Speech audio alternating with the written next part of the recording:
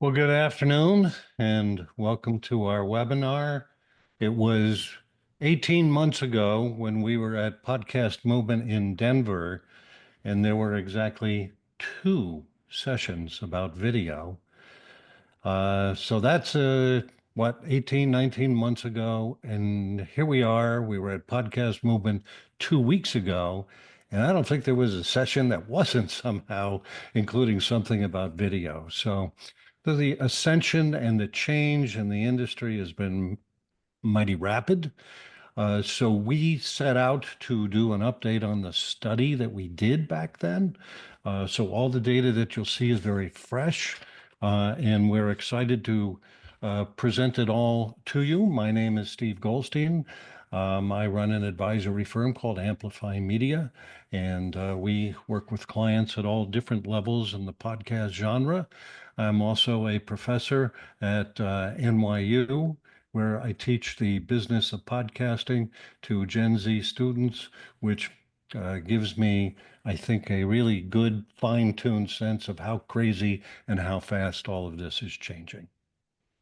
And my name is Jay Nachlis. I'm a vice president and consultant at Coleman Insights. We're a media research firm that helps podcasters build strong brands and develop great content. We do want to thank our sponsor, ESPN, for helping us get this study out to you, conducted. We're excited to share the results with you today. So before we get into it, let's talk about what we're going to talk about on the agenda today. Now, one of the first big questions, of course, leading into all this, you're starting to see more and more buzz about video podcasting. So, of course, the question is all of this buzz warranted? And you're going to see in many different ways today that the buzz is certainly warranted about video podcasting. We're going to talk about how consumers define podcasts. Is it audio, video, or is it both? You'll learn who's watching, who's listening, and how. How has podcast discovery changed? The study that Steve just alluded to that took place 18 months ago, there's been some major shifts. And as a podcaster, this really impacts your marketing plan and how you get your podcast out there. It's a YouTube world. We're just living in it. And for the first time, we're also going to look at some creator perceptions as they move into the video podcasting world. And then finally, we're going to wrap it up in a nice tiny little bow, and we're going to share with you our 7 key findings from today's State of Video Podcasting report. So before we get into the results of this study, let's talk about who's in it. And 18 months ago, it looked very similar to this. To qualify, you had to say you consumed a podcast in the past month. That word consumed is important because at that time, the word listened was really the standard operating procedure, and we didn't want to bias the sample in any way. We wanted to make sure that we were capturing, watching, and listening. And so we use this word consumed. This time around, we use it again. We talked to 1,000 people across the United States between the ages of 15 and 64 with quotas in place for gender, ethnicity, and region based on the population. All right, well, let's do it. Let's get into it. The top takeaway is, again, how the speed of change has affected the podcast industry. There is, and there was at Podcast Movement, this tension over what is a podcast. That's an internal sort of debate and an understandable one at that. But from the consumer standpoint, all of this has been answered, not just with this study, but from a year ago. So we asked, can a podcast be audio only or video? And the answer was 75% say, yeah, it's both. That was in the previous study. And now it's up to 85%. So virtually everybody is saying a podcast can be audio and or video. So then we went in and started to ask about how they're consuming podcasts. And the initial thought was that Gen Z was leading the way with video. Well, look at this chart. They certainly are. In fact, only 10% are only audio, but only 7% are only video. So everything falls in the middle. People are doing a little bit of both or a lot of both. It depends. However, take that audio only 10% and add it with the mostly audio, which is the column right next to it, and 41% are mostly audio. So even Gen Z is pretty happy with audio, or many of them are. Now let's look at this again with the full study. So Jay mentioned 15 to 64. That's the full study. And you can see that the adoption has occurred in all of the demos. 16% are only audio, so that's the whole Megillah from 15 to 64, and only 7% are only video. So again, for the whole study, it's a mix of audio and video. In fact, if you drill it down, 77% are both audio and video. So quite remarkable how fast all of this has changed. Now, we also asked this among people with well, they all have a favorite podcast. So what's their favorite podcast and how are they consuming it? 40% said both. So 33% audio, 27% video, but 40% in the middle, that is the biggest number. Where do you consume podcasts? Let's start with audio. So we're looking at the older study and the newer study, and you can see that at home in the previous study was 82%. And we know from other data we've seen in many other studies that a lot of podcast consumption occurs at home, and it still does. But look at the purple 56% and the second column's over, and you see that the car is now growing. That's exciting for the podcast business. Is that the technology? Is that CarPlay? Is it people just being out more after the pandemic? Who knows? But you can see that audio is more mobile, pardon the pun, as people doing errands, walking, whatever it might be. But what about video? How does that scale? Let's take a look at that. Whoa, you can see that most video, also not surprisingly, but most video is consumed at home. By the way, you could choose more than one of these, which is why it doesn't add up to 100. So let's take a look at platforms, Jay. All right, when we look at platform consumption, let's take a look at what services, apps, or destinations you currently use for podcasts. This is how we ask that question. Look at the graph on the left, you're going to see the previous study that came out of the field in August 2023. Look on the right, and you're going to see this year's study. What's the first thing that pops? Well, it's the black bars, and that's YouTube. You see a pretty extraordinary increase between last time and this time. 60% of all podcast consumers were using YouTube for podcasts a year and a half ago. Now that number is up to 70%, a pretty extraordinary number. What's the other big takeaway from this graph? Well, look at the next bar. That's Spotify. Spotify hasn't grown in the last year and a half in podcast consumption. And if you kind of look down the line, there's no other significant increases. So although they haven't taken away consumption from other platforms, YouTube is the only one that's grown in any notable way in the last year and a half. So we showed you that 70% of all US podcast consumers are using YouTube to consume podcasts. That leaves 30% that are not. So we asked them this question. You didn't mention you use YouTube to consume podcasts. Are you aware YouTube offers podcasts? This slide answers the question, has YouTube hit a ceiling in podcast consumption? The answer is no, because first of all, you have 30% of podcast consumers that are not using it. And of those, 36% don't even know that YouTube offers it yet. Which service, app, or destination do you currently use most often to consume podcasts? So this is diving a little bit deeper into consumption, because now we're talking about loyalty. Now we're talking about measures of satisfaction. And look how YouTube has jumped in the last year and a half. First, take a look at the blue bars, which is the last study. And notice how last time around, when you look at the platform that consumers use most often, it was almost tied. It was 31 to 27%. This time you see YouTube pull away 41 to 26%, while Apple has remained static. Now we look at the same question that you just looked at, but this time we look at it among audio-only consumers. which service, app, or destination do you currently use most often to consume podcasts? And among audio-only consumers, not surprisingly, 1 and 2 are Spotify and Apple because they're audio-first platforms. But look at YouTube on the right. Even among audio-only consumers, they have doubled in the platform that they use most often. Now we're going to shift into podcast discovery. How do you discover new podcasts? And this is a remarkable landmark item because we're seeing it for the first time. When this question is asked in research, how do you discover new podcasts? Over and over again, we see friends and family comes up at number 1. And for the first time, we see social media poster conversation pop at number 1.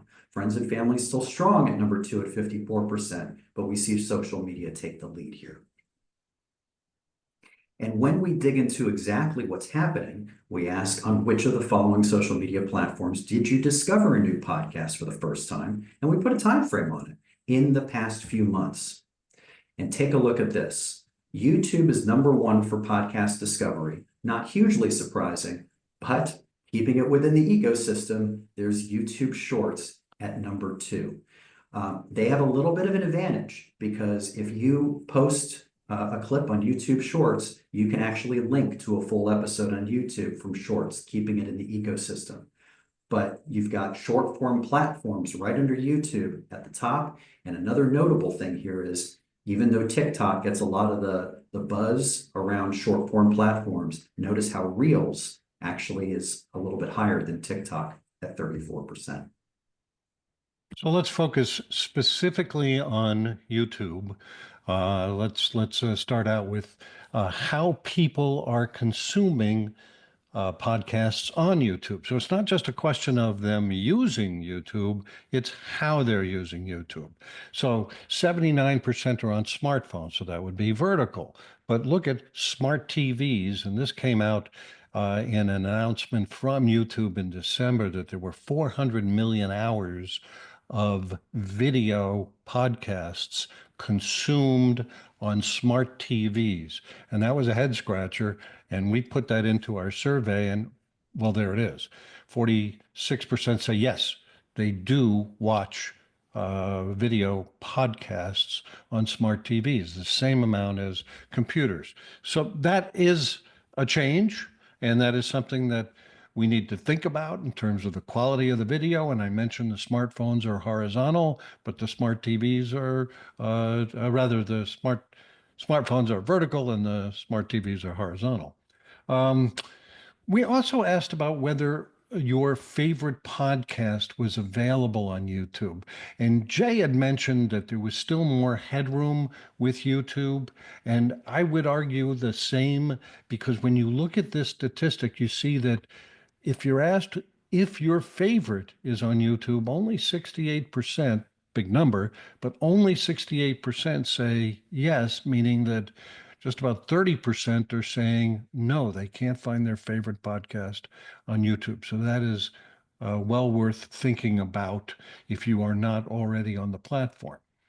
We also asked if they were premium subscribers to YouTube, and the answer is quite significant. Podcast listeners seem to index very high for premium YouTube, which changes the way they engage with ads, the way that you, the podcaster, would be compensated, and so forth.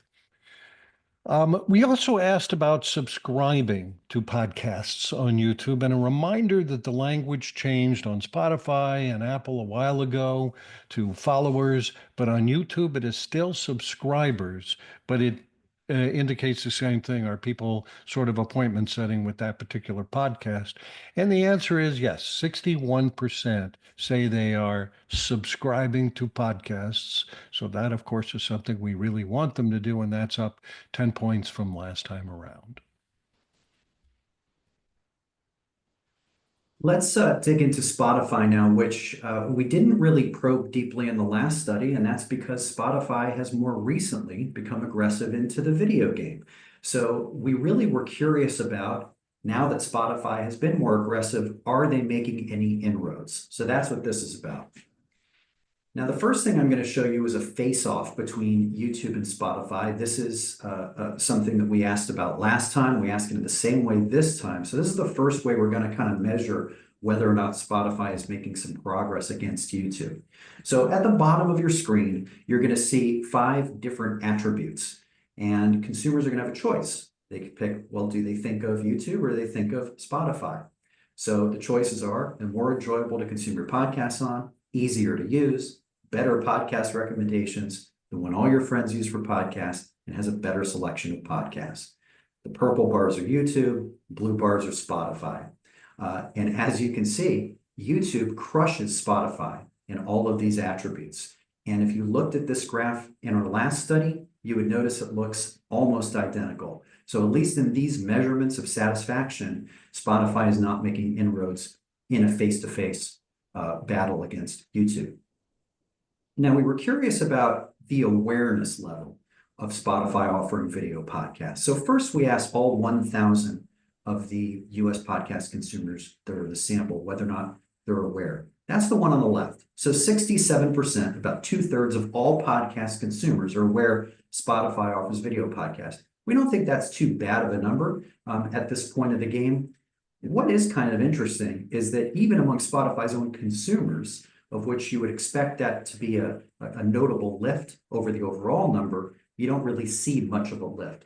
So there is room for Spotify to grow here with video podcasts, certainly. We were curious as to, among Spotify users, how you consume podcasts on Spotify. And what you see here is Spotify is very much still an audio-first platform. You can choose more than one, but 83% of Spotify consumers are listening to audio podcasts. And then smaller numbers playing video podcasts in the background or minimizing, and only 25% say they're actively watching a video podcast. We added a new module to this study. We were curious as to how the creators are doing with YouTube. The sample size is not big, but the information that we garnered is significant. Let's start out with Mamie, who is producing a podcast with video, and she talks about her challenges and her experience. If you want to be discovered, you need to be on YouTube, because people go to YouTube or to Google and they type in, how do I get feedback? I'm starting a new job as a manager. What should I do my first day? Like, that's where they put stuff, and YouTube results show up. And no one goes to a podcast and types in that, and then hopefully your episode shows up. So podcast is great for nurturing an audience. You really get to build a relationship with people when you're in their head. But if you want to grow your audience, you really need to be where people are going to discover new content. And that's YouTube. And we heard a lot of that. We also asked about what motivated people to start video podcasting, and the answer was pretty clear. Growing the audience. And yes, a lot of people have moved over to YouTube and other video platforms. So that is why they have done it. Maybe this will change over time, and you'll see that 33% to make more money go up. But right now, it appears that most of them are getting on there because they know that audience is moving to the video platforms. What about the degree of difficulty? Most said it was somewhat difficult. Some said very difficult. Again, not really surprising, but they've had to learn how to do video. Anybody who goes on YouTube, it's a learning curve, no different than people who are starting a podcast.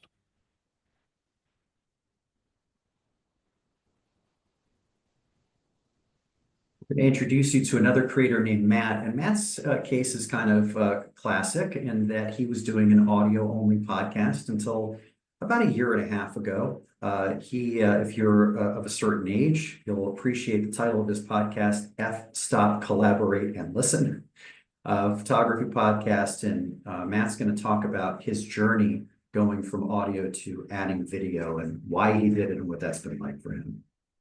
The growth of my show was super flat for probably 2 years.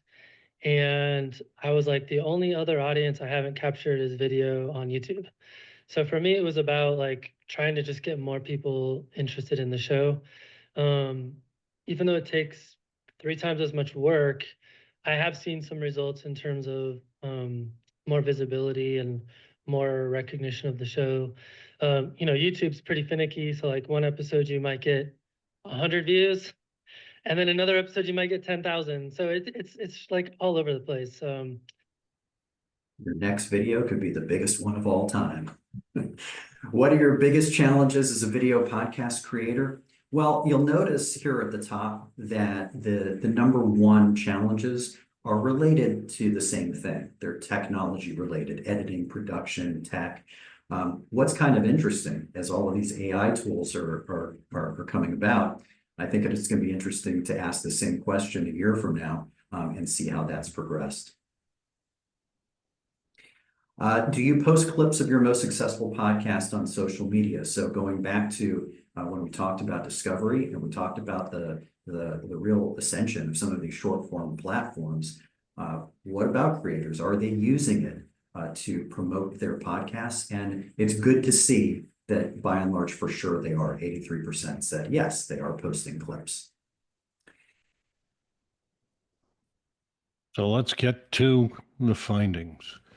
So the issue of what's a podcast seems to have been settled by the consumers. Again, the industry will work its way through it. It's a giant pain for a lot of sellers and consumers and so forth. But for the audience, they've pretty much settled this issue that a podcast can be audio or video. And importantly, it is not just a Gen Z thing. It's an everybody thing. And that's how fast it has moved into the video world.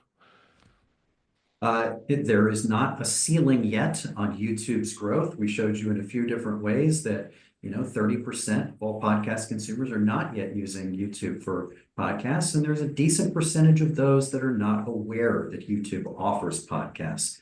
So there is still growth ahead for YouTube. When we say podcast listening hits the road, you saw that the way people are consuming podcasts is changing. And there's actually some exciting news for audio podcasts in here, because for quite some time, you could say that audio was overperforming in the home and underperforming on the go and the car. And now we're actually seeing audio move forward and up in the car and in other active ways, where video's domain is very much in the passive domain, including at home. Spotify, at least for now, at least at this point in time, they've been aggressive at video here for a short period of time, but consumers for the moment are still very much using Spotify as an audio first platform. Before we get to the other two, we have reserved a little bit of time for some Q&A, and Susie Schultz, who works with us, can take a look through all of that and throw some questions our way.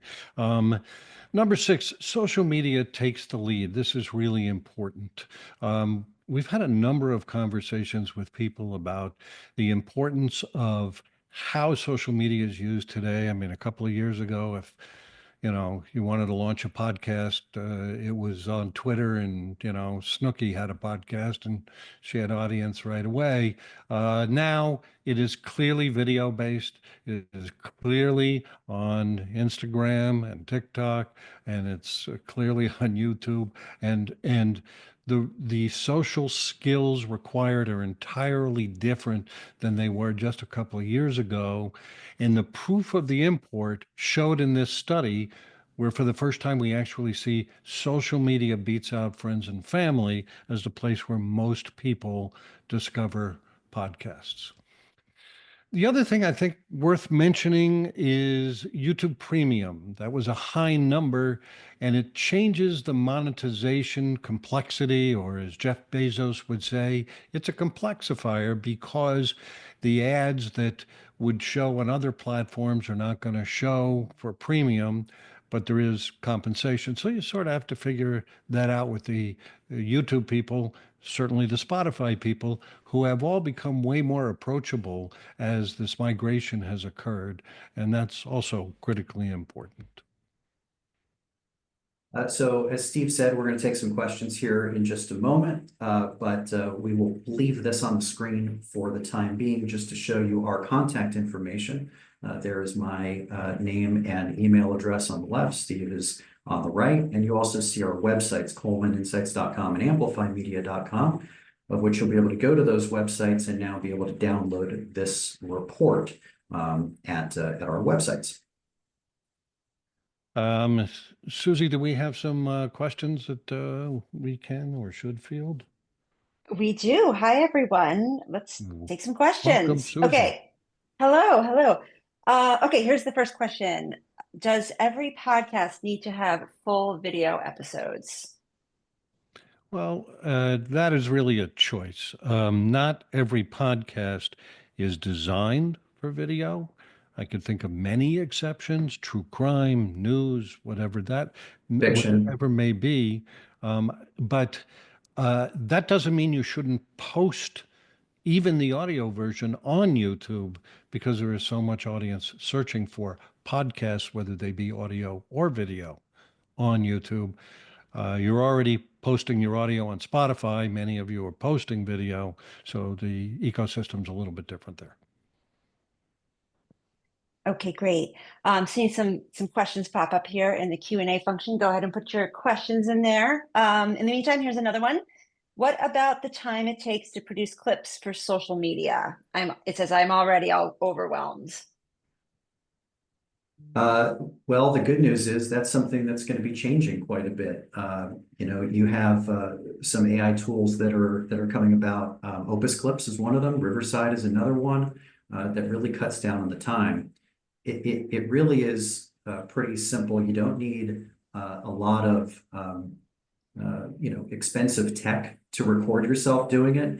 Some of this software that's out there, if you record the episode in even on your iPhone or on your Android, and then it will take pieces of the full episode and make clips pretty quickly for you that you can then put on social media. I would encourage you to look into some of those tools that are widely becoming available now to shorten down on some of that time and hopefully feel a little bit less overwhelmed. And if I could add to that, with the business of podcasting class I teach at NYU, these are all Gen Zs, and they are finding podcasts through social media. And so the expectation is that there is a video component there. So I think it's pretty critical, yeah.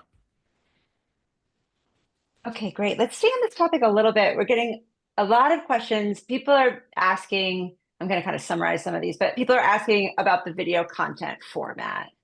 Phil Wilson, hello. You're asking it about, is it strictly talking heads? If not, what else? And Scott Lindy was asking, did you investigate YouTube podcast videos that feature a static image on the screen versus actual video? So can you talk a little bit about that and sort of what people should know? So we did not evaluate the kind of video in this study. I think it's a really good idea. It's a really interesting question. I did a panel at Podcast Movement, and Will Pearson from iHeart, the president of iHeart Podcasts, was on. And he said some of their most successful podcasts are just well-lit video conversations, which I sort of like that term and that thought. That may not be the only way to go, but it is certainly a way in which many podcasters have gone so far. Yeah, and I would also add that we did ask that question last time, and for sure, animation or that live video as opposed to static video does measure better. So if there's the ability to do it, it's certainly more engaging. Okay, let's see here. Here's one. If people are switching between audio and video so much, does that mean we need to offer both formats? I'm worried about adding video without burning out. Well, it's slightly nuanced. So if you end up doing a podcast that is way more video focused, meaning you're showing things or you're referencing them during the podcast. At some point, you're going to disenfranchise your audio listeners. So I don't know what the right answer is there, but I think being thoughtful about being on two platforms is going to be more critical as we go forward. Okay, Jay, I see you nodding. So sounds like it looks like you're co-signing that. Here's a question Well, from James. yeah. Oh, go ahead, please continue. Well, I was just going to say, I mean, just to add on to what Steve said, which is to say that, I would come back to the fact that YouTube is sucking up so much of the podcast consumption. That's, at 70% of all podcast consumers, that even as he alluded to earlier, even if it's offering audio through RSS through YouTube, it's not the perfect solution. But I really think you need to find a way to be available on that platform because the percentage is just too high of podcast consumption to not be in some capacity. The algorithm will not favor you if you're just doing audio only, as I Right. understand it. But you got to be there. Okay, that's a good segue into a question from James. This is a monetization question, which I'm not sure if this is like totally in the scope of the report, but it's definitely a very appropriate question. If I work for an ad agency or a brand and I want to have a live read from a trusted podcast host, shouldn't I include YouTube hosts and audio only hosts equally? That's the question. Yes. Next question. Now, Yeah. look, the rules of commercialization on YouTube are changing. I suggest you look those up, but content that's integrated seems to be in favor. It is possible that YouTube in particular starts offering other methods for including ads into podcasts. It seems to be evolving with Spotify since they recently announced an enhanced network. So I would say all of that is also in motion. Okay, here's another question. How does Spotify's expansion to video play into all of this? Some thought leaders have been saying it's not the right time for podcasters to use video on Spotify, and sticking to YouTube is the best strategy at the moment. That's from Oliver. What do you think? I think there are a lot of questions, obviously, about Spotify and video, particularly when it comes to creators. And I would encourage you there's some really thoughtful research. Brian Barletta from Sounds Profitable wrote an article about this the other day. And there are some real considerations as to whether or not it works well for you and what you're giving up from exposure of your show on audio. There's just a lot of questions, and I would say do your research on whether or not it makes sense for you. But as far as being able to say from a recommendation standpoint, this is a platform you have to be on right now for video, I don't think that this says we're quite there yet. Yeah, and looking at it a bit more in a macro sense, this is the land of the giants right now. And YouTube wants to be like Netflix, and Spotify wants to be more like YouTube. And they're all chasing each other and they're all evolving. I mean, when I think about Spotify, they've done a magnificent job of capturing podcast listening, but they've always had the video capability, and they certainly don't want to see that leak and end up all at YouTube. So it's the war. I mean, and we're stuck in the middle because we're content providers, and so we will have to evolve as all of this continues to evolve. Okay, here is a question. I really like this question. It's very broad, but I feel like it really encapsulates a lot of sort of where we're at here. What do we need to consider when deciding how and where to publish our content? It's a broad question, but I think it's in many ways the question, right? What do people need to consider? I sort of feel like that's the essence of this entire exercise is that Yeah. you should consider it. I think it is very dependent on the kind of content that you're creating. And I should also add that the systems are different. So when you listen to a podcast and you do that, say through Apple or even Spotify or any of the other apps that are out there, you were making an appointment. It was a lean in sort of thing. With YouTube, it is the opposite. The algorithm is serving you, so it's a little more lean back. So you really have to figure out your raison d'etre, the why you're going to be there, and why people are going to consume you on those platforms. And I would just add that two things. One is what you just said, Steve, which is you have to be everywhere the consumer is. That's number one. Like that needs to be a mantra. If my consumer is there and I'm not there, is that a problem? And number two, what you just said, YouTube, I do think is doing a better job. They understand that they were probably behind the eight ball in the beginning as warming up to helping creators and podcasters. They had a very good webinar a couple of weeks ago on this that had Emma and Stephanie from YouTube talking about the algorithm specifically for podcasters. And I would encourage you to go search for that and watch that webinar. There's some really good actionable tips on it.